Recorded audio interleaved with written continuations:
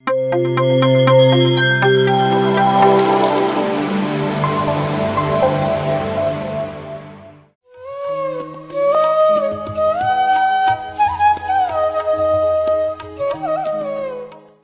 ಮೊದಲನೇದಾಗಿ ಬ್ರಹ್ಮಶ್ರೀ ಪಿತಾಮಹ ಸುಭಾಷ್ ಪತ್ರಿಜಿಯವರಿಗೆ ಆತ್ಮ ನಮನಗಳನ್ನ ಸಲ್ಲಿಸ್ತಾ, ನಿಸರ್ಗ ಮಾತೆ, ಭೂಮಿ ತಾಯಿ, ಪಂಚಭೂತಗಳಿಗೆ ಹಾಗೂ ನಮಗೆ ಜನ್ಮ ನೀಡಿದ ತಂದೆ ತಾಯಿಗೂ ಕೂಡ ಧನ್ಯವಾದಗಳನ್ನ ತಿಳಿಸ್ತಾ ಇವತ್ತಿನ ಈ ಕಾರ್ಯಕ್ರಮವನ್ನ ಪ್ರಾರಂಭ ಮಾಡೋಣ. Thank you masters, thank you so much. ಭಾವನಾ ಕ್ಷೇತ್ರದ ಬಗ್ಗೆ ನಾವೆಲ್ಲ ತಿಳ್ಕೊಂಡಿದೀವಿ, ಕ್ರಿಯಾ ಕ್ಷೇತ್ರದ ಕೂಡ ಅರ್ಧ ಬಂದಿದೀವಿ ಮಾಸ್ಟರ್ಸ್. ಈ ಕ್ರಿಯಾ ಕ್ಷೇತ್ರದಲ್ಲಿ ಈ ಭಾವನಾ ಕ್ಷೇತ್ರ ಅನ್ನೋದು ಆಸ್ಟ್ರಲ್ ಪ್ರಪಂಚಕ್ಕೆ ಸಂಬಂಧಪಟ್ಟಿದ್ರೆ, ಈ ಕ್ರಿಯಾ ಕ್ಷೇತ್ರ ಅನ್ನೋದು ಭೌತಿಕ ಪ್ರಪಂಚಕ್ಕೆ ಸಂಬಂಧಪಟ್ಟಿರುತ್ತೆ. ಭಾವನೆಗಳು ಕೇವಲ ನಮ್ಮ ಒಳಗಿಂದ ಇರುತ್ತೆ, ಕ್ರಿಯೆ ಅನ್ನೋದು ನಮಗೆ ಕಾಣಿಸ್ತಾ ಇರುತ್ತೆ. ಸೊ ಈ ಕ್ರಿಯಾ ಕ್ಷೇತ್ರ ಅನ್ನೋದು ನಾವು ಏನೆಲ್ಲ ದಿನನಿತ್ಯದಲ್ಲಿ ಕೆಲಸ ಕಾರ್ಯಗಳನ್ನ ಮಾಡ್ತೀವೋ ಅದಕ್ಕೆ ಸಂಬಂಧಪಟ್ಟಿರುವಂತದ್ದು. ಮತ್ತೆ ಈ ಒಂದು ಕ್ರಿಯೆಗಳು ಅನ್ನೋದು ಅವರವರ ಗುಣಗಳಿಗೆ ಮತ್ತೆ ಅವರವರ ಆತ್ಮಸ್ಥಿತಿಗೆ ಅನುಗುಣವಾಗಿರುತ್ತೆ. ಯಾರ ಗುಣ ಯಾವ ಸ್ಥಿತಿಯಲ್ಲಿರುತ್ತೋ ಆ ಗುಣ ಒಳಗಡೆ ಯಾವ ಗುಣ ಇರುತ್ತೋ ಅದೇ ಹೊರಗಡೆನೂ ತೋರಿಸ್ತಾ ಇರ್ತಾರೆ ಅನ್ನೋ ವಿಚಾರವನ್ನ ಹೇಳಿದೀನಿ. 5 ರೀತಿಯ ಗುಣಗಳನ್ನು ಹೇಳಿದ್ದೆ: ತಮೋಗುಣ, ರಜೋಗುಣ, ಸತ್ವಗುಣ, ಸಾತ್ವಿಕ ಗುಣ, ನಿರ್ಗುಣ. ಯಾವ ಆತ್ಮದ ಸ್ಥಿತಿ, ಆತ್ಮಗಳ ಸ್ಥಿತಿಗಳು ಕೂಡ ಹೇಳಿದ್ದೆ. ಸ್ಟೇಜಸ್ಸು: ಶೈಶವಾತ್ಮ, ಬಾಲಾತ್ಮ, ಪ್ರೌಢಾತ್ಮ, ಯೌವನಾತ್ಮ, ವೃದ್ಧಾತ್ಮ. ಈ ರೀತಿಯ ಸ್ಟೇಜ್ ಅದಕ್ಕೂ ಮೀರಿತು ಇದಾವೆ. ಸೊ ಸದ್ಯಕ್ಕೆ 5 ಸ್ಟೇಜ್ಗಳನ್ನ ಹೇಳ್ತಾ ಇದ್ದೀನಿ. ಯಾವ ಸ್ಟೇಜ್ ಅಲ್ಲಿ ಇರುತ್ತೋ, ಆತ್ಮದ ಸ್ಥಿತಿ ಯಾವ ಇದರಲ್ಲಿ ಇರುತ್ತೋ ಮತ್ತೆ ಗುಣ ಯಾವ ರೀತಿ ಇರುತ್ತೋ ಆ ರೀತಿಯ ಕ್ರಿಯೆಗಳನ್ನೇ ಮಾಡ್ತಿರ್ತಾರೆ. ಅದಕ್ಕೋಸ್ಕರ ಯಾರು ಕೂಡ ಯಾರ ಗುಣವನ್ನ ಬದಲಾಯಿಸಕ್ಕೆ ಹೋಗ್ಬಾರ್ದು ಅನ್ನೋ ವಿಚಾರಗಳನ್ನ ಕೂಡ ನಾನು ನಿಮ್ಗೆ ತಿಳಿಸ್ಕೊಟ್ಟಿದ್ದೆ ಮಾಸ್ಟರ್ಸ್. ಹಾಗೆ ಅದಕ್ಕೆ ಹಲವಾರು ಉದಾಹರಣೆಗಳ ಮೂಲಕ ಪತ್ರಿಜಿಯವರು ತಿಳಿಸ್ಕೊಟ್ಟಿದ್ರು. ಕೃಷ್ಣ ಮತ್ತೆ ಇವರು ಯಾವ ಹೆಸರು ಮರ್ತೇ ನಾನು, ಶಿಶುಪಾಲನ ಒಂದು ಉದಾಹರಣೆಯನ್ನ ತಗೊಂಡ್ರು. ಹಾಗೆ ನಮ್ಮ ಜೀವನದಲ್ಲಿ ನಿನ್ನ ಚಟುವಟಿಕೆಗಳು ನೀನು ಅಲ್ಲ, ನಿನ್ನ ರಜೋಗುಣ ನೀನು ಅಲ್ಲ, ನಿನ್ನ ತಮೋಗುಣ ನೀನು ಅಲ್ಲ, ನಿನ್ನ ಸಾತ್ವಿಕ ಗುಣ ನೀನು ಅಲ್ಲ, ನೀನು ಗುಣರಹಿತನು. ಅದು ನಿನ್ನ ವಸ್ತುತಃ ನಿನ್ನ ನಿಜ ಪ್ರಕೃತಿ. ಸೊ ಈ ನಿಜ ಪ್ರಕೃತಿಯನ್ನ ನಾವು ತಿಳಿದುಕೊಳ್ಬೇಕು ಅಂದ್ರೆ ಧ್ಯಾನ ಸಾಧನೆ ಬಹಳ ಮುಖ್ಯ ಮಾಸ್ಟರ್ಸ್. ಯಾರಿಗೂ ಕೂಡ ನಾವು ಯಾವ ಗುಣದಲ್ಲಿದ್ದೀವಿ ಅಂತ ತಿಳ್ಕೊಳ್ಬೇಕು ಅಂತ ಹೇಳಿದ್ರೆ ಧ್ಯಾನ ಸಾಧನೆ ಬಹಳ ಮುಖ್ಯ. ಆ ಸಾಧನೆ ಮಾಡ್ತಾ ಮಾಡ್ತಾ ನಮ್ಮ ಒಂದು ಜನರ ಮತ್ತೆ ನಮ್ಮ ನಡುವಿನ ಮಾತುಕತೆಯ ಮೂಲಕ ನಾವು ಯಾವ ಗುಣದಲ್ಲಿದ್ದೀವಿ, ನಾವು ಯಾವ ರೀತಿ ಒಬ್ರನ್ನ ಟ್ರೀಟ್ ಮಾಡ್ತಾ ಇದೀವಿ ಅನ್ನೋದನ್ನ ನಾವು ತಿಳ್ಕೊಳ್ಬೋದಾಗತ್ತೆ ಮಾಸ್ಟರ್ಸ್. ಹಾಗೆ ಇವತ್ತಿನ ವಿಷಯವನ್ನ ತೆಗೆದುಕೊಂಡ್ರೆ, ನಿನ್ನ ಇಷ್ಟ ಬಂದಂತೆ ನೀನು ಮಾಡು ಅಂತಾನೆ ಹೇಳಿರೋದು ಇಲ್ಲಿ. ಯಾವುದೇ ವಿಷಯ, ಮಾಸ್ಟರ್ ಕೂಡ ಕೃಷ್ಣನ್ ಕೂಡ ನನ್ನ ಇಷ್ಟದಂತೆ ನೀನು ಮಾಡು ಎಂದು ಹೇಳಿಲ್ಲ. ಯಾರು ಕೂಡ ನನ್ನ ಇಷ್ಟ ಬಂದಂಗೆ ನೀನು ಮಾಡು ಅಂತ ಹೇಳೋದಿಲ್ಲ. ನಿನ್ನ ಸ್ವಧರ್ಮ ಹೇಗೆ ಅನ್ಸುತ್ತೋ, ನಿನ್ನ ಸ್ವಗುಣ ಹೇಗೆ ನಿನ್ನನ್ನ ಪ್ರೇರೇಪಿಸ್ತಿದ್ಯೋ ಹಾಗೆಯೇ ಮಾಡು ಅಂತ ಹೇಳ್ತಿದ್ದಾರೆ. ನಿನ್ನ ಸ್ವಧರ್ಮ ಯಾವ ರೀತಿ ನಿನಗೆ ಪ್ರಚೋದನೆ ನೀಡುತ್ತೋ ಮತ್ತೆ ನಿನ್ನ ಒಳಗಿರತಕ್ಕಂತಹ ಗುಣ, ನಿನ್ನ ಗುಣ ಯಾವ ರೀತಿ ಇರುತ್ತೋ ಆ ರೀತಿಯ ಕ್ರಿಯೆಗಳನ್ನೇ ನೀನು ಮಾಡು ಅಂತ ಇಲ್ಲಿ ಹೇಳ್ತಿದ್ದಾರೆ. ಹಾಗೆಯೇ ವಿಕಸನವನ್ನ ಹೊಂದು. ನನ್ನ ಅನುಗುಣವಾಗಿ ನೀನು ವಿಕಸಿಸುವುದಿಲ್ಲ, ನನ್ನಿಂದ ನೀನೇನು ಉದ್ಧಾರ ಆಗುವಂತದ್ದು ಏನೂ ಇಲ್ಲ, ನಿನ್ನನ್ನ ನೀನೇ ಉದ್ಧರಿಸ್ಕೋ, ಓ ದೀಪೋ ಭವ ಅಂತ ಹೇಳಿರೋದು ಇಲ್ಲಿವರೆಗೆ ನಾನು ನಿಲ್ಲಿಸಿದ್ದೆ. ಇನ್ನು ಕೆಲವಷ್ಟು ಉದಾಹರಣೆಗಳ ಮೂಲಕ ಇದನ್ನ ಕ್ರಿಯಾಕ್ಷೇತ್ರವನ್ನ ವಿವರಣೆ ಕೊಟ್ಟಿದ್ದಾರೆ ಮಾಸ್ಟರ್ಸ್. ಅದರ ಬಗ್ಗೆ ಇವತ್ತು ತಿಳಿದುಕೊಳ್ಳೋಣ. ನಿನ್ನ ಕ್ರಿಯೆಗಳಲ್ಲಿ ಇಷ್ಟ ಬಂದಂತೆ ಮಾಡು, ಗಾಂಡೀವವನ್ನು ಬಿಟ್ಟು ಮನೆಗೆ ಹೋಗಿ ಭಿಕ್ಷಾಟನೆ ಮಾಡಿಕೊಳ್ಳುತ್ತೀಯ, ಖಂಡಿತವಾಗಿಯೂ ನೀನೇ ಸರಿ, ನಿನ್ನ ಇಷ್ಟ. ಈಗ ಅವ್ರು ಏನ್ ಹೇಳ್ತಿದ್ದಾರೆ, ಕೃಷ್ಣ ಅರ್ಜುನನಿಗೆ ಹೇಳುವಂತ ಒಂದು ಸನ್ನಿವೇಶವನ್ನ ಹೇಳ್ತಿದ್ದಾರೆ ಮಾಸ್ಟರ್ಸ್. ಅರ್ಜುನ ನನ್ನ ಕುಟುಂಬ, ನನ್ನ ಅಣ್ಣ, ನನ್ನ ಚಿಕ್ಕಪ್ಪ ಈ ರೀತಿಯ ವ್ಯಾಮೋಹದಿಂದ ಕುಟುಂಬ ಧರ್ಮಕ್ಕೆ ಬಂಧನಾಗಿ ನಾನು ಯುದ್ಧ ಮಾಡೋದಿಲ್ಲ ಅಂತ ಶಸ್ತ್ರಾಸ್ತ್ರಗಳನ್ನ ತ್ಯಜಿಸಿ ಕುತ್ಕೊಂಡಿದ್ದಂತ ಸಂದರ್ಭದಲ್ಲಿ ಕೃಷ್ಣ ಭಗವಂತರು ಅವನಿಗೆ ಎಲ್ಲಾ ರೀತಿಯ ವಿವರಣೆಗಳನ್ನು ಕೂಡ ಕೊಡ್ತಾರೆ. ಮತ್ತೆ ಹೇಳ್ತಿದ್ದಾರೆ, ಗಾಂಡೀವವನ್ನ ಬಿಟ್ಟು ಮನೆಗೆ ಹೋಗಿ ಭಿಕ್ಷಾಟನೆ ಮಾಡಿಕೊಳ್ಳುತ್ತೀಯೋ, ಖಂಡಿತವಾಗಿಯೂ ನೀನೇ ಸರಿ, ನಿನ್ನ ಇಷ್ಟ. ಇಲ್ಲವೇ ಗಾಂಡೀವ ತೆಗೆದುಕೊಂಡು ಎಲ್ಲರನ್ನ ಸಂಹರಿಸುತ್ತೀಯ, ಅದೂ ಸರಿಯೇ. ನೀನ್ ಯುದ್ಧ ಮಾಡಿದ್ರು ಸರಿ, ಅಥವಾ ಎಲ್ಲರನ್ನ ಎಲ್ಲವನ್ನ ಬಿಟ್ಟು ಭಿಕ್ಷಾಟನೆಯನ್ನ ಮಾಡಿದ್ರು ಸರಿ, ಅದು ನಿನ್ನ ಇಷ್ಟ ಅಂತ ಹೇಳ್ತಿದ್ದಾರೆ. ನೀನು ಹೀಗೆ ಮಾಡಿದರೆ ಅದು ಸರಿ, ಹಾಗೆ ಮಾಡಿದರೆ ಅದೂ ಕೂಡ ಸರಿ. ಯಾವ ರೀತಿ ಮಾಡಿದ್ರು ಕೂಡ ಅದು ಸರಿನೇ ಅಂತ ಹೇಳಿ ಇಲ್ಲಿ ವಿವರಣೆಯನ್ನ ಕೊಡ್ತಿದ್ದಾರೆ. ನಿನಗೆ ಯಾವುದು ಇಚ್ಛೆಯಾಗಿದೆಯೋ ಅದೇ ಮಾಡು. ಸಾಯಿಸುವುದಾದರೆ ಸಾಯಿಸು, ಓಡಿ ಹೋಗುವುದಾದರೆ ಓಡಿ ಹೋಗಬಹುದು. ನಿನ್ನ ಕ್ರಿಯೆಗಳು ನಿನ್ನ ಇಷ್ಟ. ನೋಡಿ ಮಾಸ್ಟರ್ಸ್, ನಮ್ಮ ಕೆಲಸಗಳು, ನಮ್ಮ ಕಾರ್ಯಗಳು ನಮಗೆ ಇಷ್ಟ ಬಂದ ಹಾಗೆ ಇರಬೇಕು. ನಾವ್ ಆ ಕ್ರಿಯೆಗಳು ಬೇರೆಯವ್ರಿಗೆ ನೋಡಿದವ್ರಿಗೆ ತಪ್ಪು ಅಂತ ಅನ್ನಿಸ್ತಿರತ್ತೆ. ಆದರೆ ಅದು ಅವರ ತಪ್ಪು ಅಲ್ಲ, ಮತ್ತೆ ನಮ್ಮ ತಪ್ಪು ಅಲ್ಲ. ಅವರ ಒಳಗಿನ ಗುಣ ಯಾವ ರೀತಿ ಇರುತ್ತೋ ಅದು ಪ್ರಕಟಣೆಗೆ ಬರ್ತಾ ಇರುತ್ತೆ ಮಾಸ್ಟರ್ಸ್. ಹಾಗೆ ಅದೇ ರೀತಿ ಇಲ್ಲಿ ಕೃಷ್ಣರು ಕೂಡ ಹೇಳ್ತಿದ್ದಾರೆ, ನೀನು ಸಾಯಿಸುವುದಾದರೆ ಸಾಯಿಸು, ಓಡಿ ಹೋಗುವುದಾದರೆ ಓಡಿ ಹೋಗಬಹುದು. ನಿನ್ನ ಕ್ರಿಯೆಗಳು ನಿನ್ನ ಇಷ್ಟ, ನಿನ್ನ ಕ್ರಿಯಾ ಪ್ರಪಂಚ ನಿನ್ನ ಇಷ್ಟ. ನೋಡಿ ಮಾಸ್ಟರ್ಸ್, ಭಾವನಾ ಪ್ರಪಂಚದಲ್ಲೂ ಕೂಡ ನಮ್ಮನ್ನ ಸರ್ವ ಸ್ವತಂತ್ರರು, ನೀವು ಯಾವ ರೀತಿಯ ಭಾವನೆಗಳನ್ನಾದರೂ ಮಾಡಬಹುದು, ಅದಕ್ಕೆ ಯಾರು ಕೂಡ ತೀರ್ಮಾನ ಕೊಡುವಾಗಿಲ್ಲ ಅಂತ ಹೇಳಿದ್ರು. ಈ ಕ್ರಿಯಾ ಕ್ಷೇತ್ರದಲ್ಲೂ ಕೂಡ ನಮ್ಮನ್ನು ತಡೆಯುವವರು ಯಾರು ಇಲ್ಲ. ನಿನಗೆ ಏನ್ ಅನ್ಸುತ್ತೋ ಕೆಲಸ ಮಾಡ್ಬೇಕು ಅಂತ, ಆ ಕೆಲಸವನ್ನ ನೀನು ಮಾಡು, ಅದು ನಿನ್ನ ಇಷ್ಟ, ನಿನ್ನ ಪರತಂತ್ರ ಅಂತ ಹೇಳ್ತಿದ್ದಾರೆ ಇಲ್ಲಿ.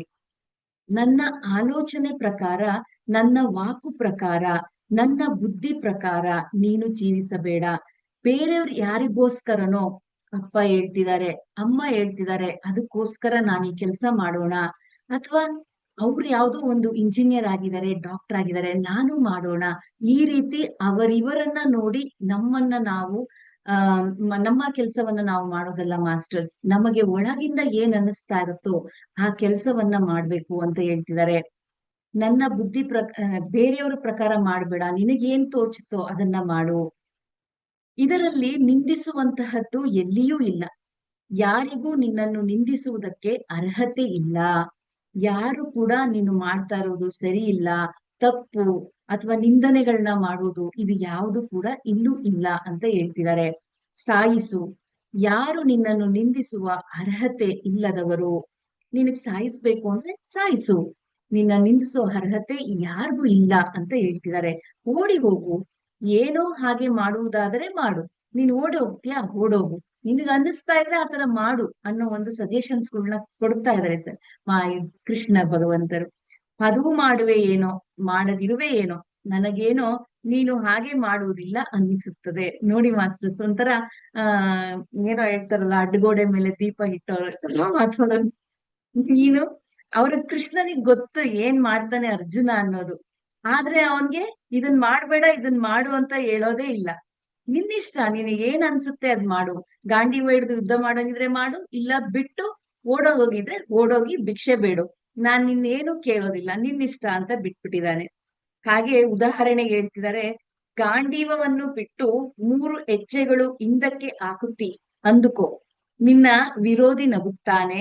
ಅಪಹಾಸ್ಯ ಮಾಡಿದರೆ ತಕ್ಷಣವೇ ನಿನ್ನ ಕ್ಷತ್ರಿಯ ಗುಣ ಪ್ರೇರೇಪಿತವಾಗಿ ಮತ್ತು ನಿನಗೆ ಆಕ್ರೋಶ ಬಂದು, ಮತ್ತೆ ನಾನು ಹೇಳಿದರೂ ಹೇಳದಿದ್ದರೂ ಗಾಂಡೀವ ಹಿಡಿದು ಅವರನ್ನೆಲ್ಲ ಧ್ವಂಸ ಮಾಡುತ್ತೀಯ.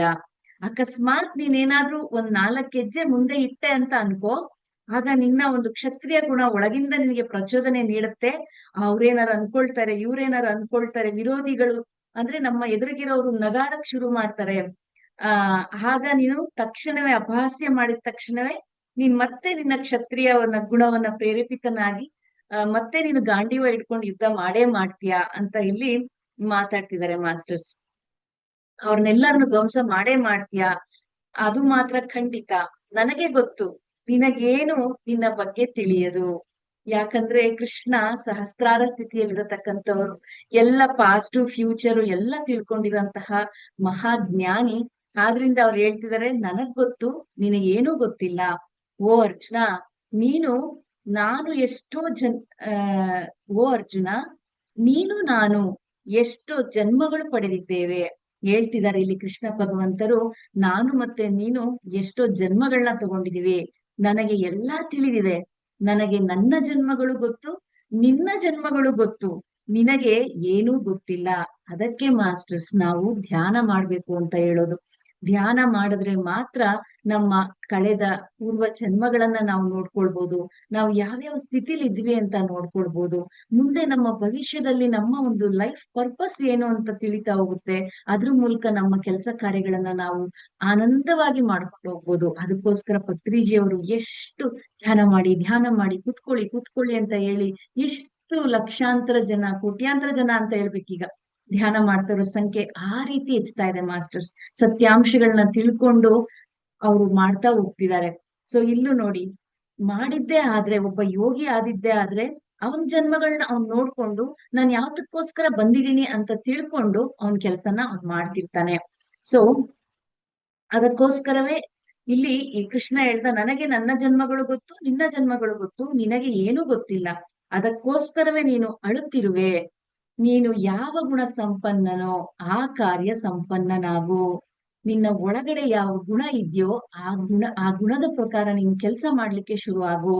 ಆ ಕ್ರಿಯಾ ಸಂಪನ್ನನಾಗು. ಅದೇ ಅದೇ ಕೆಲಸ ಅಂದ್ರೆ ಕ್ರಿಯಾ ಕಾರ್ಯ ಎಲ್ಲ ಒಂದೇ ಮಾಸ್ಟರ್ಸ್. ಅದನ್ನ ಮಾಡ್ಲಿಕ್ಕೆ ಶುರು ಆಗು. ಅಲ್ಲೇ ನಿನಗೆ ಆನಂದವಿರುತ್ತೆ.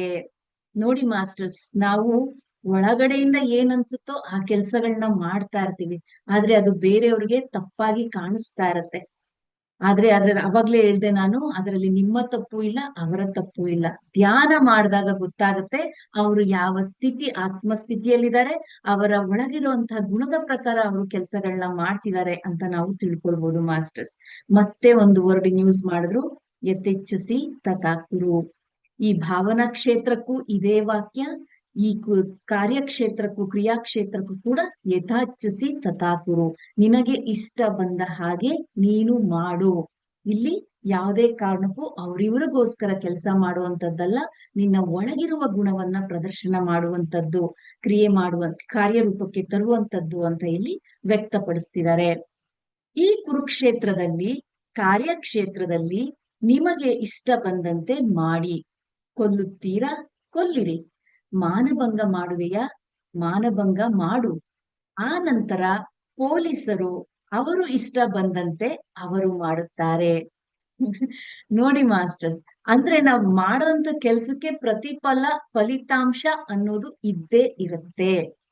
ಈಗ ಒಬ್ಬ ವ್ಯಕ್ತಿ ಭಾವನಾ ಕ್ಷೇತ್ರದಲ್ಲಿ ನಾನು ಕಳ್ಳ ಆಗ್ಬೇಕು ಅಂತ ಪ್ರಬಲವಾಗಿ ಪದೇ ಪದೇ ಅವನು ಹೇಳ್ತಾನೆ ಇದ್ರೆ, ಅದೇ ರೀತಿಯ ವಾತಾವರಣವನ್ನ ಅವನಿಗೆ ಸೃಷ್ಟಿ ಆಗ್ತಾ ಹೋಗುತ್ತೆ. ಅದೇ ಒಬ್ಬ ಪೊಲೀಸ್ ನಾನು ಒಬ್ಬ ಕಳ್ಳನನ್ನ ಹಿಡಿಬೇಕು ಅನ್ನೋ ಒಂದು ಭಾವನೆಯನ್ನ ವ್ಯಕ್ತಪಡಿಸ್ತಾ ಇದ್ರೆ, ಆಲೋಚನೆಯನ್ನ ವ್ಯಕ್ತಪಡಿಸ್ತಾ ಇದ್ರೆ, ಪದೇ ಪದೇ ಆ ವಾಕ್ಯ ಶಕ್ತಿಯನ್ನ ಹೊಂದಿ ಆ ಪೊಲೀಸ್ ಆ ಕಳ್ಳನನ್ನ ಹಿಡಿಯುತ್ತಾನೆ. ಎರಡೂ ರೀತಿಯ ವ್ಯಕ್ತಿಗಳಿಗೂ ಕೂಡ ಆ ಯೂನಿವರ್ಸ್ ಅನ್ನೋದು ಸಹಾಯ ಮಾಡ್ತಾ ಇರುತ್ತೆ ಮಾಸ್ಟರ್ಸ್. ಅಂದ್ರೆ ಇಲ್ಲಿ ಹೇಳ್ತಿದ್ದಾರೆ, ನೀವು ಏನು ಮಾಡಬೇಕೆಂದುಕೊಂಡಿದ್ದೀರೋ ಅದನ್ನು ಮಾಡಿಬಿಡಿ. ಪೊಲೀಸರು ಏನು ಮಾಡುತ್ತಾರೋ ಅವರು ಮಾಡುತ್ತಾರೆ. ಆದುದರಿಂದ ಯಥೇಚ್ಛಸಿ ತಥಾಕುರು ಎಂಬುದು ಈ ಕಡೆ ಕ್ರಿಯಾಕ್ಷೇತ್ರದಲ್ಲಾಗಲಿ ಆ ಕಡೆ ಕಾರಣ ಕ್ಷೇತ್ರದಲ್ಲಾಗಲಿ ಅನ್ವಯಿಸುತ್ತದೆ. ಮುಖ್ಯವಾಗಿ ಕ್ರಿಯಾಕ್ಷೇತ್ರದಲ್ಲಿ ನಾವು ಸರ್ವ ಪರತಂತ್ರರು ಅಂತ ಹೇಳ್ತಿದ್ದಾರೆ. ನಮ್ಗೆ ಏನ್ ಅನ್ಸುತ್ತೋ ಆ ಕೆಲ್ಸಗಳನ್ನ ನಾವು ಮಾಡುವಂತದ್ದೇ ಇಲ್ಲಿ ಕ್ರಿಯಾಕ್ಷೇತ್ರದಲ್ಲಿ ಬರುವಂತದ್ದು ಮಾಸ್ಟರ್ಸ್. ನನ್ನ ಕ್ರಿಯೆಗಳೆಲ್ಲ ನಮ್ಮ ಗುಣಗಳ ಅಧೀನದಲ್ಲಿರುತ್ತೆ. ನಾವ್ ಏನ್ ಮಾಡ್ತಾ ಇದೀವೋ ಕೆಲ್ಸಗಳನ್ನ ಮಾಸ್ಟರ್ಸ್, ನಾನು ಇಲ್ಲಿ ಹೇಳ್ತಾ ನಿಮ್ಮ ಬಗ್ಗೆ ನೀವು ಆಲೋಚನೆ ಮಾಡ್ತಾ ಬನ್ನಿ. ನಾನು ಯಾವ ರೀತಿ ಕೆಲಸ ಕಾರ್ಯಗಳನ್ನ ಮಾಡ್ತಾ ಇದ್ದೀನಿ, ನಾನು ಯಾವ ಗುಣದಲ್ಲಿ ಇದ್ದೀನಿ, ನನ್ನ ಆತ್ಮಸ್ಥಿತಿ ಯಾವ ಹಂತದಲ್ಲಿ ಇದೆ, ಇದನ್ನ ನಾವು ಗಮನಿಸ್ತಾ ಬರ್ಬೇಕು ಮಾಸ್ಟರ್ಸ್. ನನ್ನ ಕ್ರಿಯೆಗಳೆಲ್ಲ ನಮ್ಮ ಗುಣಗಳ ಅಧೀನದಲ್ಲಿ ಇರುತ್ತದೆ. ಅಂದ್ರೆ ನಾವು ಮಾಡುವಂತ ಕೆಲಸ ಕಾರ್ಯಗಳೆಲ್ಲ ನಮ್ಮ ಒಳಗಡೆ ಯಾವ ಗುಣ ಇರುತ್ತೋ ಅದರ ಅಧೀನಕ್ಕೆ ಒಳಪಟ್ಟಿರುತ್ತೆ. ಇನ್ನೊಂದು ಚಿಕ್ಕ ಉದಾಹರಣೆಯನ್ನ ಇಲ್ಲಿ ಪತ್ರಿಜಿ ಗುರುಗಳು ಕೊಡ್ತಾ ಇದ್ದಾರೆ. ಒಂದು ದಿನ ಏನಾಯಿತೆಂದರೆ, 25 ವರ್ಷಗಳ ಹಿಂದೆ ನಾನು ತಿಂಗಳಿಗೆ 25 ದಿನಗಳು ಟೂರು ಮಾಡಬೇಕು. ಇಲ್ಲಿ ಹೇಳ್ತಿದ್ದಾರೆ, ಒಂದಿನ ಸುಮಾರು 25 ವರ್ಷದ ಹಿಂದೆ, ಈ ಪುಸ್ತಕ ಬರೆದು 25 ವರ್ಷದ ಹಿಂದೆ ಅಂತ ಹೇಳ್ತಿದ್ದಾರೆ ಮಾಸ್ಟರ್ಸ್. ತಿಂಗಳಿಗೆ 25 ದಿನಗಳು, ತಿಂಗಳಿಗೆ ಒಂದು 31 ದಿನ ಅಂದ್ರೆ 25 ಡೇಸ್ ಇವರು ಹೊರ ವಿಹಾರವನ್ನ ಮಾಡ್ತಾ ಇದ್ರಂತೆ, ಟೂರ್ಗಳಿಗೆ ಹೋಗ್ತಿದ್ರಂತೆ. ಸೊ ಮನೆಯಲ್ಲಿ ಹೆಂಡತಿಯೊಂದಿಗೆ ಇರುವುದು ಬಹಳ ಕಡಿಮೆ. ಹೆಂಡತಿ ಜೊತೆ ಮನೆಯಲ್ಲಿರುವಂತದ್ದು ಬಹಳ ಕಡಿಮೆ ಇರ್ತಾ ಇತ್ತು. ಒಂದು ಸಾರಿ ನನ್ನ ಸ್ನೇಹಿತರೊಂದಿಗೆ ಸೇರಿ ಒಂದು ವೇಶ್ಯಾಗೃಹಕ್ಕೆ ಹೋದರೆ ಚೆನ್ನಾಗಿರುತ್ತದೆ ಅಂದುಕೊಂಡೆವು. ನೋಡಿ ಮಾಸ್ಟರ್ಸ್, ಎಲ್ಲಾ ಫ್ರೆಂಡ್ಸ್ಗಳು ಸೇರ್ಕೊಂಡು 25 ದಿನ ಹೊರಗಡೆನೆ ಇರೋದ್ರಿಂದ, ಹೆಂಡತಿ ಜೊತೆ ಜಾಸ್ತಿ ಕಾಲ ಕಳೆದೇ ಇರೋದ್ರಿಂದ ಅವರ ಒಳಗಡೆ ಒಂದು ಭಾವನೆ ಹುಟ್ಟುತ್ತಾ ಇದೆ, ನಾವು ಒಂದು ವೇಶ್ಯಾವಾಟಿಕೆಗೆ ಹೋಗೋಣ ಅಂತ. ಇನ್ನುಳಿದವರಿಗೆ ಅದು ಮಾಮೂಲೆ. ಅಂದ್ರೆ ಅವ್ರ ಜೊತೆಗಿದ್ದ ಎಲ್ಲಾ ಫ್ರೆಂಡ್ಸ್ ಗಳಿಗೆ ಆ ರೀತಿಯ ಕೆಲಸಗಳನ್ನ ಪದೇ ಪದೇ ಮಾಡ್ತಿದ್ರಂತೆ. ನಾನು ಕೂಡ ಹೋಗಿದ್ದೆ, ಅಲ್ಲಿಯವರೆಗೆ ಹೋದೆ. ಇವರು ಕೂಡ ಆ ಫ್ರೆಂಡ್ಸ್ ಗಳ ಜೊತೆ ಹೋಗಿದ್ದಾರೆ. ಆದ್ರೆ ತಿರುಗಿ ಬಂದು ಬಿಟ್ಟೆ, ನನ್ನಿಂದ ಆಗಲಿಲ್ಲ. ಅಂದರೆ ನನ್ನ ಗುಣ ಒಪ್ಪಿಕೊಳ್ಳಲಿಲ್ಲ. ನೋಡಿ ಮಾಸ್ಟರ್ಸ್, ನಾವು ಯಾವ ಸ್ಟೇಜ್ ಅಲ್ಲಿ ಇದೀವಿ, ನಮ್ಮ ಒಳಗಡೆ ಯಾವ ಗುಣ ಇದೆ, ಅದನ್ನ ನಮ್ಮನ್ನ ಯಾವುದೇ ಒಂದು ಕೆಲಸ ಮಾಡೋದಕ್ ಮುಂಚೆ ಪ್ರೇರೇಪಣೆ ನೀಡ್ತಾ ಇರುತ್ತೆ. ಈ ಒಂದು ಕೆಲ್ಸಕ್ಕೆ ಅವ್ರು ಹೋಗಿದ್ದಾರೆ, ಆದ್ರೆ ಅವರ ಒಳಗಿನ ಗುಣ ಅವ್ರನ್ನ ಬಿಟ್ಟಿಲ್ಲ ಮಾಸ್ಟರ್ಸ್. ನನ್ನ ಗುಣ ಒಪ್ಪಿಕೊಳ್ಳಲಿಲ್ಲ. ನನ್ನ ಗುಣದ ಹಾಗೆ ನನ್ನ ಕ್ರಿಯೆ ಇರುತ್ತದೆ ಹೊರತು ಆ ಕ್ರಿಯೆ ಮಾಡುವುದಕ್ಕೆ ನಾನು ಸಿದ್ಧ, ಆದರೆ ನನ್ನ ಗುಣ ಒಪ್ಪಲಿಲ್ಲ. ಆ ದೇಹ ರೆಡಿ ಆಗ್ಬಿಟ್ಟಿದೆ ಆ ಕೆಲ್ಸವನ್ನ ಮಾಡ್ಲಿಕ್ಕೆ, ಆದರೆ ಅವರ ಒಳಗಿರೋ ಗುಣ ಅವ್ರನ್ನ ಬದಲಾಯಿಸ್ತಾ ಇದೆ. ನಮ್ಗೆ ಒಳಗಡೆ ಒಂದು ಸೌಂಡ್ ಕೇಳಿಸ್ತಾ ಇರುತ್ತೆ ಮಾಸ್ಟರ್ಸ್. ನಾವೇನಾದ್ರೂ ನಮ್ಮ ಒಂದು ಗುಣ ಒಂದು ಮೆಚ್ಯೂರ್ ಆಗಿ ಬರ್ತಾ ಇದ್ರೆ, ಅಂದ್ರೆ ಕೆಳಮಟ್ಟದಿಂದ ಒಂದು ಉನ್ನತ ಮಟ್ಟವನ್ನ ಹೊಂದುತ್ತಾ ಇದ್ದಂತ ಸಂದರ್ಭದಲ್ಲಿ ಅವು ನಮಗೆ ಮಾಹಿತಿಯನ್ನ ನೀಡ್ತಾ ಇರ್ತವೆ. ಅದನ್ನ ಗಮನಿಸಿ ನಮ್ಮ ಆಲೋಚನೆಗಳನ್ನ, ನಮ್ಮ ಭಾವನೆಗಳನ್ನ, ನಮ್ಮ ಕ್ರಿಯೆಗಳನ್ನ ಬದಲಾಯಿಸ್ಕೊಳ್ಬೇಕಾಗತ್ತೆ ಮಾಸ್ಟರ್ಸ್. ಅದೇ ರೀತಿ ಇಲ್ಲಿ ಗುರುಗಳು ಸಹ ಮಾಡಿದ್ದಾರೆ. ಆ ಕ್ರಿಯೆ ಮಾಡುವುದಕ್ಕೆ ನಾನು ಸಿದ್ಧ, ಆದ್ರೆ ನನ್ನ ಗುಣ ಒಪ್ಪಲಿಲ್ಲ, ತಕ್ಷಣವೇ ತಿರುಗಿ ಬಂದು ಬಿಟ್ಟೆ ಅಂತ ಹೇಳ್ತಿದ್ದಾರೆ. ನೋಡಿದ್ರ, ನನ್ನ ಗುಣ ಯಾವ ರೀತಿ ಇರುತ್ತೋ ಆ ರೀತಿ ನಾನು ಕೆಲಸ ಮಾಡ್ದೆ ಅನ್ನೋದನ್ನ ಇಲ್ಲಿ ಬುಕ್ಕಲ್ಲೇ ಹೇಳಿ ತಿಳಿಸಿದ್ದಾರೆ ಮಾಸ್ಟರ್ಸ್. ನನ್ನ ಕ್ರಿಯೆ ನನ್ನ ಗುಣಕ್ಕೆ ಬಂದಿ. ಅದಕ್ಕೆ ಮಾಸ್ಟರ್ಸ್, ನಾವ್ ಯಾರೇ ನಮ್ಮ ಮನೆಯಲ್ಲಿ ನಮ್ಮ ಮಕ್ಕಳಾಗಿರ್ಲಿ, ನಮ್ಮ ಅತ್ತೆ ಮಾವ ಆಗಿರ್ಲಿ, ನಮ್ಮ ಗಂಡನಾಗಿರ್ಲಿ, ಯಾರಿದ್ದಾರೆ ನಮ್ಮ ಜೊತೆ, ಅವರ ಒಳಗಡೆ ಯಾವ ಗುಣ ಇದೆಯೋ ಆ ರೀತಿಯ ಕೆಲಸಗಳನ್ನ ಮಾಡ್ತಿರ್ತಾರೆ. ದಯವಿಟ್ಟು ಅದನ್ನ ಈ ಧ್ಯಾನದಲ್ಲಿರೋ ಅರ್ಥ ಮಾಡ್ಕೊಂಡು ಅವರಿಗೆ ಕಾಲಾವಕಾಶವನ್ನ ಕೊಡ್ಬೇಕು ಮಾಸ್ಟರ್ಸ್. ಅವರಿಗೂ ಕೂಡ ಒಂದು ಸಮಯ ಅಂತ ಬಂದಾಗ, ಧ್ಯಾನದ ಪರಿಚಯ ಅಂತ ಆದಾಗ ಅವರಲ್ಲಿಯೂ ಕೂಡ ಗುಣ ಬದಲಾವಣೆ ಆಗ್ಲಿಕ್ಕೆ ಸಾಧ್ಯ ಆಗತ್ತೆ. ಯಾರು ಬಂದಿದ್ದೀರೋ ಅವರು ತಮ್ಮ ಒಂದು ಧ್ಯಾನದ ಶಕ್ತಿಯನ್ನ ಜಾಸ್ತಿ ಮಾಡ್ಕೊಂಡು ಅವರಿಗೆ ಕಡೆಗೆ ಕೆಳ ಹಂತದಲ್ಲಿರುವವರಿಗೆ ಒಂದು ಮಾರ್ಗದರ್ಶನವನ್ನ ನೀಡ್ತಾ ಬರ್ಬೇಕೇ ಹೊರತು ಅವ್ರು ಮಾಡಿದ್ದು ಸರಿ ಇಲ್ಲ, ಅವ್ರು ಯಾಕೆ ಹಿಂಗ್ ಆಡ್ತಾರೆ ಅನ್ನೋ ಆಲೋಚನೆಗೆ ಬರಬಾರ್ದು ಮಾಸ್ಟರ್ಸ್. ನನ್ನ ಕ್ರಿಯೆ ನನ್ನ ಗುಣಕ್ಕೆ ಬಂದಿ, ನನಗಲ್ಲ ಬಂದಿ. ನೋಡಿ ಮಾಸ್ಟರ್ಸ್, ನನ್ನ ಕೆಲಸ ಅನ್ನೋದು ನನ್ನ ಕ್ರಿಯೆಗೆ ಬಂಧವಾಗಿರುತ್ತೆ ಹೊರತು ನನಗೆ ಬಂದಿಯಾಗಿರೋದಿಲ್ಲ. ಅದು ಪ್ರಕೃತಿ ಸಹಜ. ಯಾರ ಕಾರ್ಯಕಲಾಪಗಳು ಅವರವರ ಗುಣ ಸಂಚಯಕ್ಕೆ ಕನ್ನಡಿ ಹಿಡಿಯುತ್ತದೆ. ನೋಡಿ ಮಾಸ್ಟರ್ಸ್, ಯಾರೇ ಒಂದು ಕಾರ್ಯ ಕೆಲಸಗಳನ್ನ ಮಾಡ್ತಾ ಇರ್ಲಿ, ಅದು ಅವರೊಳಗಿರತಕ್ಕಂತಹ ಗುಣಕ್ಕೆ ಒಂದು ಕನ್ನಡಿಯನ್ನ ಇಟ್ಟ ಆಗಿರುತ್ತೆ ಅಂತ ಹೇಳ್ತಿದ್ದಾರೆ. ಕೃಷ್ಣನ ಕಾರ್ಯಕಲಾಪಗಳು ಕೃಷ್ಣನ ಆತ್ಮ ಪರಿಣತಿಗೆ ಕನ್ನಡಿ ಹಿಡಿಯುತ್ತದೆ. ಈಗ ಕೃಷ್ಣ ಮಾಡ್ತಾ ಇರುವಂತ ಎಲ್ಲಾ ಕೆಲಸ ಕಾರ್ಯಗಳು ಅವನೊಳಗಿರತಕ್ಕಂತ ಆತ್ಮದ ಸ್ಥಿತಿಗೆ ಅನುಗುಣವಾಗಿ ಅವನು ನಿರ್ಗುಣಿ ಆಗಿರೋದ್ರಿಂದ ಅವನಿಗೆ ಒಂದು ಕನ್ನಡಿ ಹಿಡಿಯುತ್ತೆ ಅಂತ ಹೇಳ್ತಿದ್ದಾರೆ. ಕಂಸನ ಕಾರ್ಯಕಲಾಪಗಳು ಅವನ ಆತ್ಮಸ್ಥಿತಿಗೆ ಕನ್ನಡಿ ಹಿಡಿಯುತ್ತೆ. ಈಗ ಕಂಸನ ಗುಣಗಳು ನೀವೆಲ್ಲರೂ ಒಂದು ಚಿತ್ರದಲ್ಲೋ ಅಥವಾ ಒಂದು ಸೀರಿಯಲ್ ನಲ್ಲೋ ನೋಡಿರ್ತೀರ. ಕೃಷ್ಣನ್ನು ನೀವು ಕೇಳಿರ್ತೀರಾ, ಭಗವದ್ಗೀತೆ ಓದಿರ್ತೀರ. ಸೊ ಯಾರ ಆತ್ಮಸ್ಥಿತಿ ಯಾವ ತರ ಇದೆ, ಆ ರೀತಿ ನಡ್ಕೊಂಡಿದ್ದಾರೆ, ಆ ರೀತಿಯ ಫಲಿತಾಂಶಗಳನ್ನು ಕೂಡ ಪಡಿತಾ ಇರ್ತಾರೆ. ಸೊ ಅವನು ಒಂದು ಶೈಶವಾತ್ಮ, ಒಂದು ಮಗು ಆತ್ಮ. ಯಾರು? ಕಂಸ ಮಾಸ್ಟರ್ಸ್. ಕಂಸ ಒಂದು ಶೈಶವಾತ್ಮ ಸ್ಥಿತಿಯಲ್ಲಿದ್ದಾನೆ, ಅಂದರೆ ತಮೋಗುಣ ಸ್ಥಿತಿಯಲ್ಲಿದ್ದಾನೆ. ಸೊ ಅದಕ್ಕೋಸ್ಕರ ಅವನ ಕಾರ್ಯಗಳು ಕೂಡ ಅದೇ ರೀತಿ ಇರುತ್ತೆ. ಮಹಾವೃಕ್ಷ ಆತ್ಮನಾದ ಕೃಷ್ಣನ ಆತ್ಮ ಕಾರ್ಯಕಲಾಪಗಳೊಂದಿಗೆ ಹೇಗೆ ಹೊಂದಿಕೊಳ್ಳುತ್ತದೆ? ಅದೇ ಮಹಾವೃಕ್ಷದಂತೆ ತನ್ನ ಎಲ್ಲಾ ಆತ್ಮಸ್ಥಿತಿಗಳನ್ನ ದಾಟಿ ಸಹಸ್ರಾರ ಸ್ಥಿತಿಯಲ್ಲಿ ಮೆರೆಯುತ್ತಿರತಕ್ಕಂಥ ಕೃಷ್ಣನ ಗುಣಗಳಿಗೆ ಆ ಕಂಸನ ಗುಣ ಯಾವ ರೀತಿ ಹೋಲುತ್ತೆ ಅಂತ ಹೇಳ್ತಿದ್ದಾರೆ. ಕಂಸನು ಕೃಷ್ಣನ ಕೈಯಿಂದ ಸತ್ತ. ಅಂದರೆ ಕಂಸನಿಗೆ ಪರಲೋಕ ಪ್ರಾಪ್ತಿ. ಆದರೆ ಕಂಸ ತನ್ನ ಗುಣಗನುಸಾರ ಮಾಡಿದ್ದಾನೆ.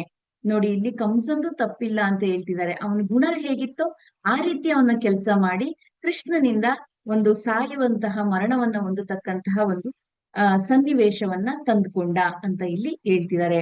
ಕಂಸನಿಗೆ ಪರಲೋಕ ಪ್ರಾಪ್ತಿ, ಆದರೆ ಕಂಸ ತನ್ನ ಗುಣಾನುಸಾರ ಮಾಡಿದ್ದಾನೆ. ಭಯ ಇಲ್ಲದಿದ್ದರೆ ಎಲ್ಲರಿಗೂ ಸ್ವರ್ಗ ಪ್ರಾಪ್ತಿ ಮಾಸ್ಟರ್ಸ್. ಯಾರಿಗೆ ಭಯ ಇರುತ್ತೋ ಅವರಿಗೆ ಸ್ವರ್ಗ ಪ್ರಾಪ್ತಿ ಆಗೋದಿಲ್ಲ, ಭಗವಂತನ ಸಂಪರ್ಕ ಅನ್ನೋದು ಸಿಗೋದಿಲ್ಲ. ಭಯ ಇಲ್ಲದಿದ್ದರೆ ಎಲ್ಲರಿಗೂ ಕೂಡ ಸ್ವರ್ಗ ಪ್ರಾಪ್ತಿ. ಕಂಸನಿಗೇನು, ಕೃಷ್ಣನಿಗೇನು, ಎಲ್ಲರಿಗೂ ಎಲ್ಲೂ ಲೋಪವಿರದು. ಅದು ಕಂಸನೇ ಆಗಿರ್ಲಿ, ಕೃಷ್ಣನೇ ಆಗಿರ್ಲಿ, ಭಯ ಇಲ್ಲ ಅಂತ ಹೇಳಿದ್ರೆ ಯಾವುದೇ ರೀತಿಯ ಲೋಪಗಳಿರೋದಿಲ್ಲ. ಸ್ವರ್ಗ ಪ್ರಾಪ್ತಿ, ಏಕೆಂದರೆ ಎಲ್ಲಿಯೂ ನರಕ ಪ್ರಾಪ್ತಿ ಎಂಬುದು ಇಲ್ಲವಾದ್ದರಿಂದ. ನೋಡಿ ಮಾಸ್ಟರ್ಸ್, ಉನ್ನತ ಲೋಕದಲ್ಲಿ ಯಾವುದೇ ರೀತಿಯಾದಂತಹ ನರಕ ಸಿಗುತ್ತೆ ಅನ್ನೋ ವರ್ಡೇ ಇಲ್ಲ. ಸ್ವರ್ಗ ಪ್ರಾಪ್ತಿ ಅಂತ ಪ್ರತಿ ಒಬ್ಬರು ಏನೇ ಕೆಲಸ ಮಾಡಿದ್ರು ಕೂಡ ಸ್ವರ್ಗ ಪ್ರಾಪ್ತಿ ಅಂತ ಹೇಳ್ತಿದ್ದಾರೆ. ಯಾಕೆ ಅಂತ ತಿಳ್ಕೊಳ್ಳೋಣ. ದುಃಖವು ಎಲ್ಲಿಯಾದರೂ ಇದೆ ಎಂದರೆ ಅದು ಈ ಲೋಕದಲ್ಲಿಯೇ ಇದೆ. ದುಃಖ ಇದೆ, ಸಫರಿಂಗ್ ಇದೆ, ನರಳಾಟ ಇದೆ, ರೋಗ ಇದೆ ಅಂತ ಹೇಳಿದ್ರೆ ಈ ಭೂಲೋಕದಲ್ಲಿ ಮಾತ್ರ ಅಂತ ಹೇಳ್ತಿದ್ದಾರೆ. ಆದರೆ ಮೇಲಿನ ಲೋಕದಲ್ಲಿ ಅದು ಎಲ್ಲಿಯೂ ಇಲ್ಲ. ದುಃಖವು ಎಲ್ಲಿಯಾದರೂ ಇದೆ ಅಂದರೆ ಅದು ಅವರವರ ಭಾವನಾ ಪ್ರಪಂಚದಿಂದ ಅವರವರ ಕ್ರಿಯಾತ್ಮಕವಾಗಿ ಹೊರಕ್ಕೆ ತೆಗೆದುಕೊಂಡು ಬಂದಿದೆಯೇ ಹೊರತು ಸ್ವತಃ ಸೃಷ್ಟಿಯಲ್ಲಿ, ಪ್ರಕೃತಿಯಲ್ಲಿ ಎಲ್ಲೂ ದುಃಖ ಪ್ರಪಂಚ ಇಲ್ಲ. ದುಃಖ ಇದೆ ಅಂತ ಅನ್ಕೊಳ್ತಾ ಇದ್ರೆ ಅವರ ಭಾವನೆಗೆ ಅನುಗುಣವಾಗಿ ಇರುತ್ತೆ ಹೊರತು ಆ ಹೊರ ಪ್ರಪಂಚದಲ್ಲಿ, ಮೇಲ್ಲೋಕದಲ್ಲಿ ಎಲ್ಲಿಯೂ ಕೂಡ ದುಃಖ ಅನ್ನೋದು ಇರೋದಿಲ್ಲ. ಸೃಷ್ಟಿಯಲ್ಲಿ, ಪ್ರಕೃತಿಯಲ್ಲಿ ಎಲ್ಲಿಯೂ ಕೂಡ ದುಃಖ ಪ್ರಪಂಚ ಇಲ್ಲ ಅಂತ ಇಲ್ಲಿ ಹೇಳ್ತಿದ್ದಾರೆ. ಯಾರ ಕ್ರಿಯೆಗಳನ್ನು ಯಾರು ನಿಂದಿಸಬಾರದು. ಪಕ್ಕದವರು ಹೇಗೆ ಮಾಡಬೇಕೋ ಅವರು ಹಾಗೇ ಮಾಡುತ್ತಾರೆ. ನಾವು ಹೇಗೆ ಮಾಡಬೇಕೋ ನಾವು ಹಾಗೆಯೇ ಮಾಡುತ್ತೇವೆ. ಇದರಲ್ಲಿ ತೀರ್ಪು ನೀಡುವಂತಿಲ್ಲ ಅಂತ ಹೇಳ್ತಿದ್ದಾರೆ. ಈಗ ನಮ್ಮ ಅಕ್ಕಪಕ್ಕದವರು ಏನ್ ಕೆಲಸ ಮಾಡ್ಬೇಕು ಅಂತ ಇದ್ದಾರೋ ಆ ರೀತಿ ಅವ್ರು ಕೆಲಸ ಮಾಡ್ತಾರೆ. ಹಾಗೆ ನೀವ್ ಏನ್ ಕೆಲಸಗಳು ಮಾಡ್ಬೇಕು ಅನ್ಕೊಂಡಿದಿರೋ ಆ ರೀತಿ ನೀವು ಕೆಲಸಗಳನ್ನ ಮಾಡ್ಕೊಂಡು ಹೋಗಿ. ಇದರಲ್ಲಿ ಯಾವುದೇ ರೀತಿಯ ತೀರ್ಪುಗಳನ್ನ ನೀಡಬೇಡಿ ಅಂತ ಹೇಳ್ತಿದ್ದಾರೆ. ನಮ್ಮ ಇಷ್ಟ ಅನಿಷ್ಟಗಳ ರೀತಿಯೇ ನಮ್ಮ ಆಲೋಚನಾ ಪ್ರಪಂಚ ಅಂತ ಹೇಳ್ತಿದ್ದಾರೆ. ನಾವು ಯಾವ ರೀತಿ ಇಷ್ಟಗಳನ್ನ ಪಡ್ತೀವೋ ಅದೇ ರೀತಿಯ ಆಲೋಚನಾ ಪ್ರಪಂಚ ಇರುತ್ತೆ ಅಂತ ಇಲ್ಲಿ ಹೇಳ್ತಿದ್ದಾರೆ. ನಮ್ಮ ಗುಣಗಳ ರೀತಿಯೇ ನಮ್ಮ ಕ್ರಿಯಾ ಪ್ರಪಂಚ. ಭಾವನಾ ಪ್ರಪಂಚದಲ್ಲಿ ನಾವು ಸರ್ವ ಸ್ವತಂತ್ರರು, ಕ್ರಿಯಾ ಪ್ರಪಂಚದಲ್ಲಿ ನಾವು ಸರ್ವ ಪರತಂತ್ರರು ಅಂತ ಹೇಳ್ತಿದ್ದಾರೆ. ನಮ್ಮ ಗುಣ ಹೇಗಿರುತ್ತೋ ಅದೇ ರೀತಿ ನಮ್ಮ ಕ್ರಿಯಾ ಪ್ರಪಂಚ ಇರುತ್ತೆ. ಭಾವನಾ ಪ್ರಪಂಚದಲ್ಲಿ ನಾವು ಸರ್ವ ಸ್ವತಂತ್ರರಾಗಿರ್ತೀವಿ, ಕ್ರಿಯಾ ಪ್ರಪಂಚದಲ್ಲಿ ನಾವು ಸರ್ವ ಪರತಂತ್ರರಾಗಿರ್ತೀವಿ ಅಂತ ಹೇಳ್ತಿರ್ತಾರೆ. ಎಲ್ಲವನ್ನ ಡಿಪೆಂಡ್ ಆಗಿರ್ತೀವಿ ನಮ್ಮೊಳಗೇನೆ ಮಾಸ್ಟರ್ಸ್. ನಾವೇನ್ ಮಾಡ್ಬೇಕೋ ಅದನ್ನ ಮಾಡ್ತಿರ್ತೀವಿ ಅಂತ ಅಷ್ಟೇ ಅರ್ಥ. ಅದು ಕಾಳಹಸ್ತಿಯಲ್ಲಿ ನಾನು ನನ್ನ ಗುಣಕ್ಕೆ ಬಂದಿ, ನಾನು ಮಾಡಬೇಕೆಂದು ಹೋದೆ, ಆದರೆ ನನ್ನಿಂದ ಆಗಲಿಲ್ಲ. It was not possible. ಹಾಗೆಯೇ ಇನ್ನೊಂದು ಚಿಕ್ಕ ಉದಾಹರಣೆ ಕಾಳಹಸ್ತಿಯಲ್ಲಿ ಅಂದ್ರೆ ಆಗ್ಲೇ ಒಂದು ಉದಾಹರಣೆ ಹೇಳಿದ್ನಲ್ಲ ಮಾಸ್ಟರ್ಸ್, ವೇಶ್ಯವಾಟಿಕೆದು. ಸೊ ಅಲ್ಲಿ ಏನ್ ಹೇಳಿದ್ರು ಸರ್ರು, ನನ್ನ ಗುಣಕ್ಕನುಸಾರವಾಗಿ ನಾನು ಆ ಕೆಲಸನ ಮಾಡ್ದೆ. ನನಗೆ ನನ್ನ ದೇಹಕ್ಕೆ ಅಲ್ಲಿಗೆ ಹೋಗ್ಬೇಕು ಅನಿಸ್ತು, ಆದ್ರೆ ನನ್ನ ಒಳಗಿನ ಗುಣ ನನ್ನ ಅಲ್ಲಿ ಹೋಗ್ಲಿಕ್ಕೆ ಬಿಡ್ಲಿಲ್ಲ, ನಾನು ವಾಪಸ್ ಆದೆ ಅನ್ನೋ ಒಂದು ವಿಚಾರವನ್ನ ಹೇಳಿದ್ರು. ಈಗ ಮತ್ತೆ ಇನ್ನೊಂದು ಉದಾಹರಣೆಯನ್ನ ಕೊಡ್ತಿದ್ದಾರೆ. ಇಸ್ಲಾಂ ಮತಸ್ಥಾಪಕ ಮಹಮ್ಮದ್ ಅಂತ ದೊಡ್ಡ ದೊಡ್ಡ ಯುದ್ಧಗಳಲ್ಲಿ ತೊಡಗಿರ್ತಾನೆ. ನಾಸ್ತಿಕ ಆಸ್ತಿಕ ಯುದ್ಧಗಳು. ನಾಸ್ತಿಕ ಆಸ್ತಿಕ ಅಂದ್ರೆ ಮಾಸ್ಟರ್ಸ್, ಮೊಹಮ್ಮದ್ ಅನ್ನೋರು ಆಸ್ತಿಕನಾಗಿರ್ತಾನೆ, ಅಲ್ಲಿರುವವರೆಲ್ಲರೂ ಕೂಡ ನಾಸ್ತಿಕರು. ಆಸ್ತಿಕ ಅಂತ ಹೇಳಿದ್ರೆ ಈ ಒಂದು ಬ್ರಹ್ಮ ಜ್ಞಾನವನ್ನ ತಿಳ್ಕೊಂಡಿರ್ತಾರೆ. ನಾಸ್ತಿಕರು ಅಂದ್ರೆ ಪ್ರಾಪಂಚಿಕ ಜೀವನದಲ್ಲಿ ಇರುವಂತವರು, ಅಜ್ಞಾನದಲ್ಲಿ, ಅಂಧಕಾರದಲ್ಲಿ, ಕತ್ತಲೆಯಲ್ಲಿ ಇರುವಂತಹ ಜನರು ಮಾಸ್ಟರ್ಸ್. ಈಗ ವಿಗ್ರಹಾರಾಧಕರು ಕೂಡ ಆಗಿರ್ತಾರೆ. ಮೊಹಮ್ಮದ್ ಮಾತ್ರ ನಿರ್ಗುಣೋಪಾಸಕ. ಮೊಹಮ್ಮದ್ ಇಲ್ಲಿ ನಿರ್ಗುಣಿಯಾಗಿದ್ದಾನೆ ಮಾಸ್ಟರ್ಸ್. ನಿರ್ಗುಣದ ಬಗ್ಗೆ ನಿರ್ಗುಣೋಪಾಸಕ ಅಂದ್ರೆ ಅದ್ರ ಬಗ್ಗೆನೆ ಅವನೆಲ್ಲರಿಗೂ ತಿಳಿಸ್ತಾ ಇರುವಂತಹ ವ್ಯಕ್ತಿ ಆಗಿರ್ತಾನೆ. ಅವರಿಗೆ ಮತ್ತು ಇವರಿಗೆ ಯುದ್ಧ, ಮೊಹಮ್ಮದರಿಗೂ ಮತ್ತೆ ನಾಸ್ತಿಕರಿಗೂ ಯುದ್ಧ ನಡೀತಾ ಇದೆ. ಆ ವಿಷಯದಲ್ಲಿ ಅನೇಕ ಯುದ್ಧಗಳು ಕೂಡ ನಡೆದಿದೆ. ಒಂದು ಸಲ ಮೊಹಮ್ಮದ್ ಕೆಳಗಡೆ ಬಿದ್ದು ಬಿಡುತ್ತಾನೆ.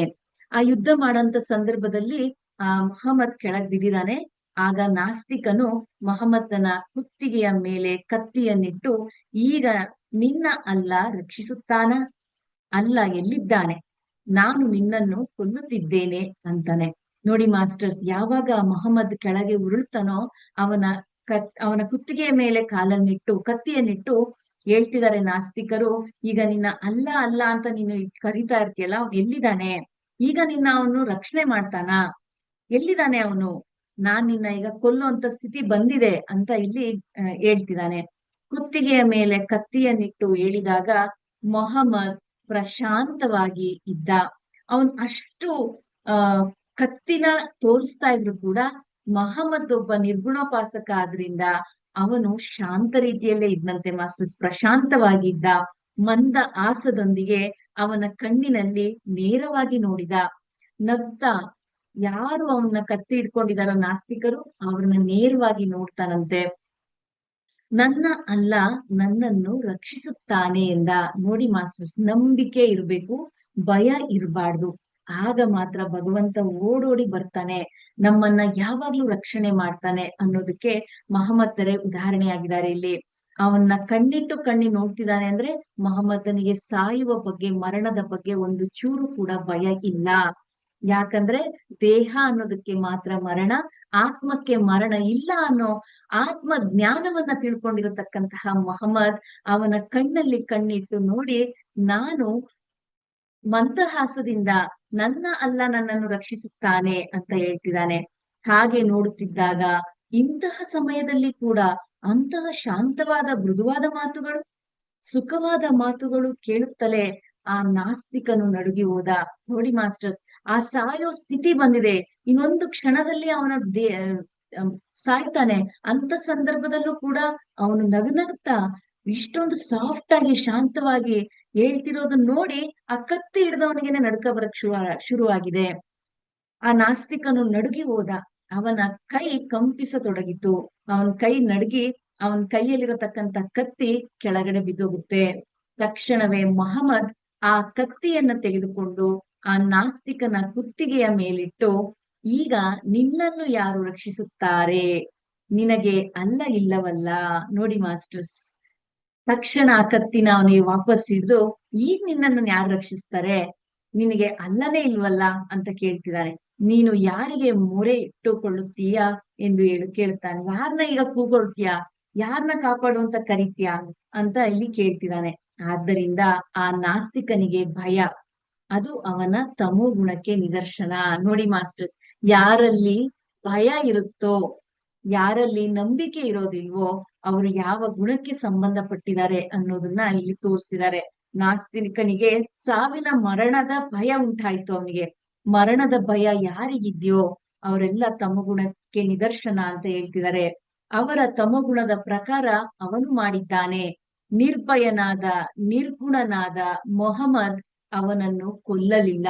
ನೋಡಿ ಮಾಸ್ಟರ್ಸ್, ನಿರ್ಭಯ ಅಂದ್ರೆ ಭಯಾತೀತ, ಭಯನೇ ಇಲ್ದೇ ಇರೋಂತವನು, ಗುಣಾತೀತನು, ನಿರ್ಗುಣನಾದಂತಹ ಮಹಮ್ಮದ್ ಆತನನ್ನ ಕೊಲ್ಲಲಿಲ್ಲ. ಆ ನಾಸ್ತಿಕನು ಶರಣು ಕೋರುತ್ತಾನೆ. ಈತ ಶರಣು ಕೊಟ್ಟ ಎಂದರೆ ಅವರವರ ಗುಣಗಳ ಪ್ರಕಾರ ಅವರು ಹಾಗೆ ಮಾಡಿಕೊಳ್ಳುತ್ತಾ ಹೋಗುತ್ತಾರೆ. ನೋಡಿ ಮಾಸ್ಟರ್ಸ್, ಆತ್ಮಜ್ಞಾನ ಮತ್ತೆ ನಿರ್ಗುಣಿಯಾದಂತಹ ಸ್ವಭಾವ ಆ ಕೆಳ ಹಂತದಲ್ಲಿರತಕ್ಕಂತಹ ವ್ಯಕ್ತಿಯ ಗುಣವನ್ನ, ಆತ್ಮಸ್ಥಿತಿಯನ್ನ ಅರ್ಥಕೊಳ್ತಾರೆ. ಸೊ ಅವನಿಗೆ ಶರಣು ಕೊಟ್ಟು ಅವನ ಗುಣದ ಪ್ರಕಾರ ಅವನು ಇದ್ದಾನೆ ಅಂತ ಅನ್ಕೊಂಡು ಆ ಒಂದು ಅವರವರ ಗುಣಗಳ ಪ್ರಕಾರ ಅವರು ಹಾಗೆ ಮಾಡಿಕೊಳ್ಳುತ್ತಾ ಹೋಗ್ತಾರೆ ಅಂತ ಇಲ್ಲಿ ಹೇಳ್ತಿದ್ದಾರೆ. ಆದ್ದರಿಂದ ಅನ್ಯರ ಕಾರ್ಯಕಲಾಪಗಳನ್ನು ನಾವು ದೂಷಿಸಲಾರೆವು.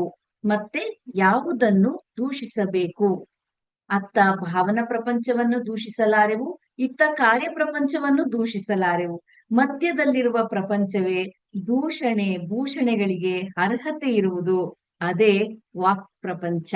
ನೋಡಿ ಮಾಸ್ಟರ್ಸ್, ಇಷ್ಟು ದಿನ ನಾವ್ ಏನು ತಿಳ್ಕೊಳ್ತಾ ಬಂದ್ವೋ ಭಾವನಾ ಪ್ರಪಂಚ ಮತ್ತೆ ಕ್ರಿಯಾ ಪ್ರಪಂಚದ ಬಗ್ಗೆ, ಇಲ್ಲಿ ಯಾವುದೇ ತೀರ್ಪುಗಳಿಲ್ಲ, ತೀರ್ಮಾನಗಳಿಲ್ಲ. ಯಥೇಚ್ಛಸಿ ತಥಾಕುರು ಅಂತಾನೆ ಹೇಳ್ತಾ ಬಂದ್ರು. ಅವ್ರಿಗೆ ಏನ್ ಇಷ್ಟ ಅದನ್ನ ಮಾಡ್ಬೋದು, ಯಾರು ಪ್ರಶ್ನೆ ಮಾಡೋಂಗಿಲ್ಲ ಅಂತ ಹೇಳ್ತಾ ಬಂದ್ರು. ಅವರ ಭಾವನೆ ಅವರ ಇಷ್ಟ, ಅವರ ಕ್ರಿಯೆ ಅವರ ಇಷ್ಟ ಅಂತ ಹೇಳ್ತಾ ಬಂದ್ರು. ಆದರೆ ದೂಷಣೆ ಭೂಷಣೆ ಮಾಡುವಂತಹ ಮತ್ತೊಂದು ಪ್ರಪಂಚ ಬರ್ತಾ ಇದೆ, ಅದೇ ವಾಕ್ ಪ್ರಪಂಚ. ಅದ್ಭುತವಾದ ಪುಸ್ತಕ. ಇದನ್ನ ನಾನು ಫಸ್ಟ್ ಟೈಮ್ ಓದಿದಾಗ ಇಷ್ಟೊಂದು ಅರ್ಥ ಆಗಿರ್ಲಿಲ್ಲ ಮಾಸ್ಟರ್ಸ್. ಆದ್ರೆ ಈ ಸಲ ಓದುವಾಗ ಇದರ ಸ್ಥಿತಿಯೇ ಬೇರೆ ಆಗಿದೆ. ನನ್ನಲ್ಲೂ ಬದಲಾವಣೆಗಳು ಬಹಳ ಮಟ್ಟಿಗೆ ಆಗ್ತಾ ಇದೆ ಮಾಸ್ಟರ್ಸ್. ನನ್ನನ್ನ ನಾನು ತಿದ್ಕೊಳ್ತಾ, ನಾನ್ ಯಾವ ಗುಣದಲ್ಲಿದ್ದೀನಿ, ನಾನ್ ಯಾರನ್ನಾದ್ರೂ ಪ್ರಶ್ನೆ ಮಾಡ್ತಾ ಇದ್ದೀನ, ನನ್ನನ್ನ ನಾನು ಗಮನಿಸ್ಕೊಳ್ಳಿಕ್ಕೆ ಅದ್ಭುತವಾದ ಪುಸ್ತಕ ನನಗೆ ಸಿಕ್ಕಿದೆ. ಈ ಅದ್ಭುತ ಅವಕಾಶ ಕೊಟ್ಟ ಈ PMC ಕನ್ನಡ ಚಾನೆಲ್ಗೂ, ಸುನೀತಾ ಮ್ಯಾಮ್ಗೂ ತುಂಬ ಹೃದಯದ ಕೃತಜ್ಞತೆ ಸಲ್ಲಿಸ್ತಾ ಇವತ್ತಿನ ಈ ಸಂಚಿಕೆನ ಇಲ್ಲಿಗೆ ಮುಗಿಸ್ತೀನಿ. Thank you so much. PMC Kannada channel ಅನ್ನು ಲೈಕ್ ಮಾಡಿ, ಶೇರ್ ಮಾಡಿ, ಸಬ್ಸ್ಕ್ರೈಬ್ ಮಾಡಿ ಮತ್ತು ಮಾಡಿಸಿ. ಎಲ್ಲರಿಗೂ ಧನ್ಯವಾದಗಳು.